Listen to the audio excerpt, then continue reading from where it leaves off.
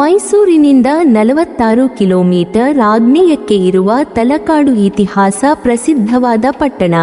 ಈ ಊರು ಬೃಹತ್ ಶಿಲಾಯುಗ ಸಂಸ್ಕೃತಿಯ ಕಾಲದಿಂದಲೂ ನಿರಂತರವಾಗಿ ಮಾನವ ನೆಲೆಯಾಗಿತ್ತೆಂದು ತಿಳಿದು ಬರುತ್ತದೆ. ಇಲ್ಲಿನ ಅತಿ ಸುಂದರವಾದ ಕಾವೇರಿ ನದಿ, ಮರಳು ಮತ್ತು ಇಲ್ಲಿನ ಪುರಾತನ ದೇವಸ್ಥಾನಗಳು ಜನರನ್ನು ಆಕರ್ಷಿಸುವಲ್ಲಿ ಯಶಸ್ವಿಯಾಗಿವೆ. ಇಲ್ಲಿರುವ ದೇವಾಲಯಗಳು ಗಂಗರ ಕಾಲದ ದೇವಾಲಯಗಳು. ಇಲ್ಲಿ ನಡೆಯುವ ಪಂಚಲಿಂಗ ದರ್ಶನ ವಿಶೇಷವಾದದ್ದು. ಪಂಚಲಿಂಗ ದರ್ಶನವು 12 ಅಥವಾ 13 ವರ್ಷಗಳಿಗೊಮ್ಮೆ ನಡೆಯುತ್ತದೆ. ಇದು ಐತಿಹಾಸಿಕವಾಗಿ ಹಾಗೂ ಧಾರ್ಮಿಕವಾಗಿ ಪ್ರಸಿದ್ಧ ಸ್ಥಳವಾಗಿದೆ. ತಲಕಾಡು ಒಂದು ಕಾಲದಲ್ಲಿ 30 ದೇವಾಲಯಗಳಿಂದ ಕೂಡಿದ ಭವ್ಯ ನಗರವಾಗಿತ್ತು. ಆದರೆ 16ನೇ ಶತಮಾನದಲ್ಲಿ ಇವುಗಳೆಲ್ಲವೂ ಮರಳಿನಲ್ಲಿ ಮುಚ್ಚಿ ಹೋದವು. ಪವಿತ್ರವಾದ ತಲಕಾಡು ಕ್ಷೇತ್ರದಲ್ಲಿ ಪಂಚಲಿಂಗ ಸ್ವರೂಪಿಯಾಗಿ ಈಶ್ವರನು ನೆಲೆಸಿದ್ದಾನೆ. ತಲಕಾಡು ದಕ್ಷಿಣ ಕಾಶಿ ಎಂದು ಹೆಸರುವಾಸಿಯಾಗಿದೆ. ತಲಕಾಡನ್ನು ಗಂಗರು ಕ್ರಿಸ್ತ ಶಕ ಸುಮಾರು 7ನೇ ಶತಮಾನದ ಹೊತ್ತಿಗೆ ತಮ್ಮ ರಾಜಧಾನಿಯನ್ನಾಗಿ ಮಾಡಿಕೊಂಡಿದ್ದರು. ಹೀಗೆ ಗಂಗರು 10ನೇ ಶತಮಾನದ ಕೊನೆಯವರೆಗೆ ತಲಕಾಡನ್ನು ತಮ್ಮ ರಾಜಧಾನಿಯನ್ನಾಗಿ ಮಾಡಿಕೊಂಡಿದ್ದರು. ಗಂಗರ ನಂತರ ತಲಕಾಡನ್ನು ಚೋಳರು 11ನೇ ಶತಮಾನದಲ್ಲಿ ಆಕ್ರಮಿಸಿಕೊಂಡಿದ್ದರು. ಚೋಳರ ನಂತರ ಹೊಯ್ಸಳರು, ಅವರ ನಂತರ ವಿಜಯನಗರದ ಅರಸರು, ನಂತರ ಮೈಸೂರು ಒಡೆಯರು. ಹೀಗೆ ತಲಕಾಡು ರಾಜಕೀಯವಾಗಿ ವಿವಿಧ ಅರಸು ಮನೆತನಗಳ ಆಳ್ವಿಕೆಗೆ ಒಳಪಟ್ಟಿತ್ತಲ್ಲದೆ ಧಾರ್ಮಿಕವಾಗಿಯೂ ಸಹ ಒಂದು ಪ್ರಸಿದ್ಧ ಕ್ಷೇತ್ರವಾಗಿದೆ. ಪ್ರಾಚೀನ ಕರ್ನಾಟಕದ ಶೈವ ಕೇಂದ್ರಗಳಲ್ಲಿ ಸುಮಾರು 1000 ವರ್ಷಗಳ ಇತಿಹಾಸ ಹೊಂದಿರುವ ಪುರಾಣೋಕ್ತವಾದ ಪವಿತ್ರವಾದ ಶೈವ ಯಾತ್ರಾ ಕೇಂದ್ರವೇ ಗಂಗರ ರಾಜಧಾನಿಯಾಗಿ ಮೆರೆದ ತಲಕಾಡು. ಈ ಕ್ಷೇತ್ರವು ಪುರಾಣಗಳಲ್ಲಿ ದಕ್ಷಿಣ ಕಾಶಿ ಎಂದು ಪ್ರಸಿದ್ಧಿ ಪಡೆದಿದೆ. ತಲಕಾಡು ಒಂದು ಯಾತ್ರಾ ಸ್ಥಳವಾಗಿಯೂ ಹೆಸರು ಪಡೆದಿದೆ. ಇಲ್ಲಿ ಅನೇಕ ಪ್ರಸಿದ್ಧವಾದ ದೇವಾಲಯಗಳಿವೆ. ಇಲ್ಲಿನ ಪ್ರಸಿದ್ಧ ಶೈವ ದೇವಾಲಯಗಳಲ್ಲಿ ವೈದ್ಯೇಶ್ವರ ದೇವಾಲಯವೂ ಒಂದು.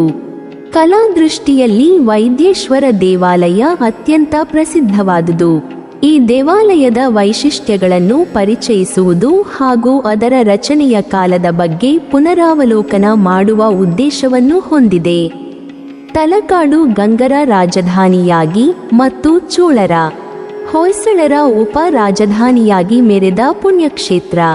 ಬಹಳ ಕಾಲದ ಹಿಂದೆ ಈ ಸ್ಥಳವು ಗಜಾರಣ್ಯ ಕ್ಷೇತ್ರವೆಂಬ ಕಾಡಾಗಿದ್ದು, ಸೋಮದತ್ತ ಮಹರ್ಷಿಗಳು ಆನೆಯ ಜನ್ಮವನ್ನು ಪಡೆದು ಇಲ್ಲಿನ ಗೋಕರ್ಣ ತೀರ್ಥವೆಂಬ ಪುಣ್ಯತೀರ್ಥದ ಬಳಿಯ ಪೊದೆಯೊಳಗಿದ್ದ ಶಿವಲಿಂಗವನ್ನು ಆರಾಧಿಸುತ್ತಿದ್ದುದನ್ನು ತಲ ಮತ್ತು ಕಾಡ ಎಂಬ ಬೇಡರು ನೋಡಿ ಪರೀಕ್ಷಿಸುವ ಸಲುವಾಗಿ ಪೊದೆಯನ್ನು ಕತ್ತರಿಸುತ್ತಿದ್ದಾಗ ಕೊಡಲಿಯ ಪೆಟ್ಟು ಅಲ್ಲಿದ್ದ ಶಿವಲಿಂಗಕ್ಕೆ ತಗುಲಿ ರಕ್ತ ಹರಿಯಲು ಅದನ್ನು ನೋಡಿ ಬೇಡರು ಮೂರ್ಛೆ ಹೋದರು.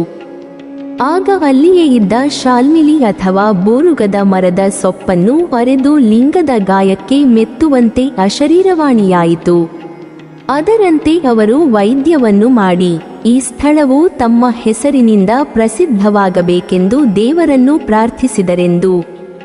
ಆದುದರಿಂದ ಈ ಊರಿಗೆ ತಲಕಾಡು ಎಂದು ತನಗೆ ತಾನೇ ವೈದ್ಯ ಮಾಡಿಕೊಂಡುದರಿಂದ ಆ ಲಿಂಗಕ್ಕೆ ವೈದ್ಯೇಶ್ವರನೆಂದು ಹೆಸರಾಯಿತೆಂಬುದು ಪುರಾಣ ಪ್ರಸಿದ್ಧವಾದ ಕಥೆಯಾಗಿದೆ. ಚಾರಿತ್ರಿಕವಾಗಿ ಈ ಊರಿಗೆ ತಲಕಾಡು ಎಂಬ ಹೆಸರು 7ನೇ ಶತಮಾನದಿಂದಲೇ ಬಳಕೆಯಲ್ಲಿತ್ತೆಂದು ತಿಳಿದುಬರುತ್ತದೆ. ವೈದ್ಯನಾಥನು ಮನೋನ್ಮಣಿಯನ್ನು ಹೊಂದಿ ಆಚಾರ್ಯ ರೂಪದಲ್ಲಿ ಹಾಗೂ ಪಂಚಮುಖನಾಗಿ, ಬ್ರಹ್ಮನಾಗಿ, ಶಿವನಾಗಿ ತಲಕಾಡಿನಲ್ಲಿ ನೆಲೆಸಿದ್ದಾನೆ ಎಂಬುದು ಇಲ್ಲಿನ ಸ್ಥಳ ಪುರಾಣ. ವೈದ್ಯನಾಥ ದೇವಾಲಯ. ತಲಕಾಡು ಗ್ರಾಮದಲ್ಲಿರುವ ಈ ದೇವಾಲಯ ಕಲ್ಲಿನಿಂದ ನಿರ್ಮಿತಗೊಂಡಿದ್ದು, ತಲವಿನ್ಯಾಸದಲ್ಲಿ ಗರ್ಭಗುಡಿ, ಅಂತರಾಳ, ನವರಂಗ ಮತ್ತು ಮುಖಮಂಟಪದಿಂದ ಕೂಡಿದೆ. ಈ ದೇವಾಲಯದ ಸಂಕ್ಷಿಪ್ತ ವಾಸ್ತುಲಕ್ಷಣಗಳು ಮೈಸೂರು ಪುರಾತತ್ವ ಇಲಾಖೆಯ 1932, 1937 ವರದಿಯಲ್ಲಿ ಪ್ರಕಟವಾಗಿದೆ. ಆದರೆ ಈ ದೇವಾಲಯದ ಬಗ್ಗೆ ಯಾವುದೇ ವಿವರ ದಾಖಲಾಗಿಲ್ಲ. 1996 ಪ್ರಕಟಿಸಿದ ಉತ್ಖನನ ವರದಿಯ ಪೀಠಿಕೆಯಲ್ಲಿ ಈ ದೇವಾಲಯದ ಬಗೆಗೆ ದಾಖಲಿಸಿದ್ದಾರೆ. ತಲಕಾಡು ದೇವಾಲಯಗಳನ್ನು ಮರಳು ಆವರಿಸಿದೆ.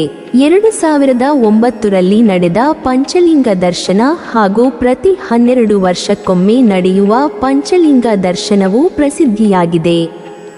2 ನಕ್ಷತ್ರಗಳು ಒಂದುಗೂಡಲು ಅಂದರೆ ಪಂಚಲಿಂಗ ದರ್ಶನ ಕಾರ್ತಿಕ ಮಾಸದಲ್ಲಿ ಅಮಾವಾಸ್ಯೆಯ ದಿನ ಆಚರಿಸಲಾಗುತ್ತದೆ.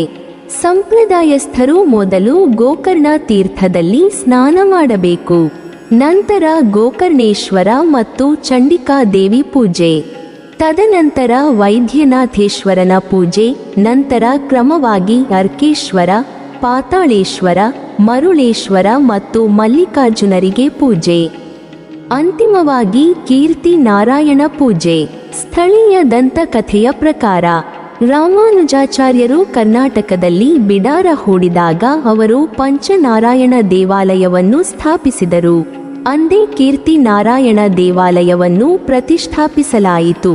ತಲಕಾಡು ಪಾತಾಳೇಶ್ವರ, ಮರುಳೇಶ್ವರ, ಅರ್ಕೇಶ್ವರ, ವೈದ್ಯನಾಥೇಶ್ವರ, ಮಲ್ಲಿಕಾರ್ಜುನ ದೇವಾಲಯಗಳು 5 ಲಿಂಗಗಳನ್ನು ಪ್ರತಿನಿಧಿಸಲು, ಶಿವನ 5 ಮುಖಗಳನ್ನು ಪಂಚಪತಿ ಎಂದು ರೂಪಿಸಲು ಸಾಧ್ಯವಾಯಿತು. ಈ ದೇವಾಲಯದಲ್ಲಿ ಕೀರ್ತಿ ನಾರಾಯಣ ದೇವಾಲಯವೂ ಕೂಡ ಪಂಚನಾರಾಯಣದಲ್ಲಿ ಒಂದಾಗಿದೆ. ನೀವಿನ್ನೂ ನಮ್ಮ ಚಾನಲನ್ನು ಸಬ್ಸ್ಕ್ರೈಬ್ ಮಾಡಿಲ್ವಾ? ಹಾಗಾದರೆ ಈ ಕೂಡಲೇ ನಮ್ಮ ಇತಿಹಾಸ ದರ್ಶನ ಚಾನಲನ್ನು ಸಬ್ಸ್ಕ್ರೈಬ್ ಮಾಡಿ ಮತ್ತು ಪಕ್ಕದಲ್ಲಿರುವ ಬೆಲ್ ಐಕಾನ್ ಅನ್ನು ಪ್ರೆಸ್ ಮಾಡಿದರೆ ನಮ್ಮ ಹೊಸ ವಿಡಿಯೋಗಳನ್ನು ನೋಡಬಹುದು.